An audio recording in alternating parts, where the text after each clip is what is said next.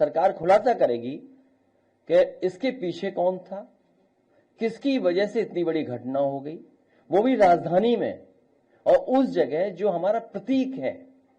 ऐसी आजादी के प्रतीक की जगह पर इतनी बड़ी घटना होना निंदनीय है। इतने बड़े पैमाने पे लोगों की जाना ये बहुत दुखद है। इंटेलिजेंस बार बार क्यों प्रश्न लग जाता है, इंटेलिजेंस हमारा फेलियर क्यों होता है? कोई चीज इतनी बड़ी आ जाए, पूरा देश ये चाहता है कि आतंकवाद खत्म हो, इस तरह की घटनाएं भविष्य में ना हो। और जितनी भी एजेंसीज हैं जो काम कर रही हैं, हमें उन पे भी भरोसा करना पड़ेगा। देश के प्रधानमंत्री जी ने ये कहा है कि षड्यंत्र और जो भी उसके पीछे हैं उसका पर्दाफाश होगा और उसके खिलाफ कड़ी से कड़ी कार्रवाई होगी।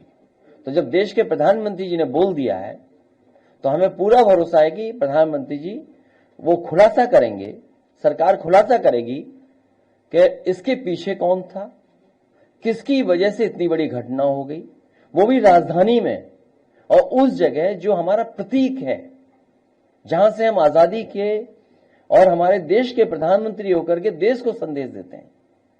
ऐसी आजादी के प्रतीक की जगह पर इतनी बड़ी घटना होना निंदनीय है। इतने बड़े पैमाने पे लोगों की जाना ये बहुत दुखद है।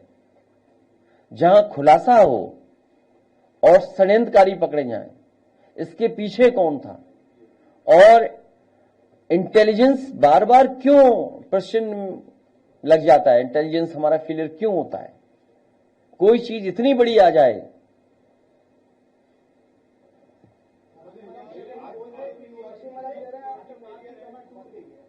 हाँ?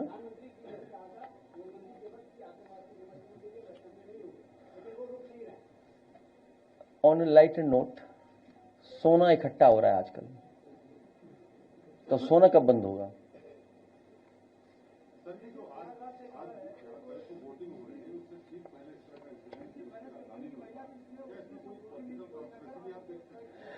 क्योंकि हमें आपको एक चुने हुए प्रधानमंत्री जी पे भरोसा करना पड़ेगा, जिन्होंने ये कहा कि जो भी षड्यंत्रकारी है उनका खुलासा होगा, जिन्होंने ये घटना की है उस पर कठोर कार्रवाई होगी।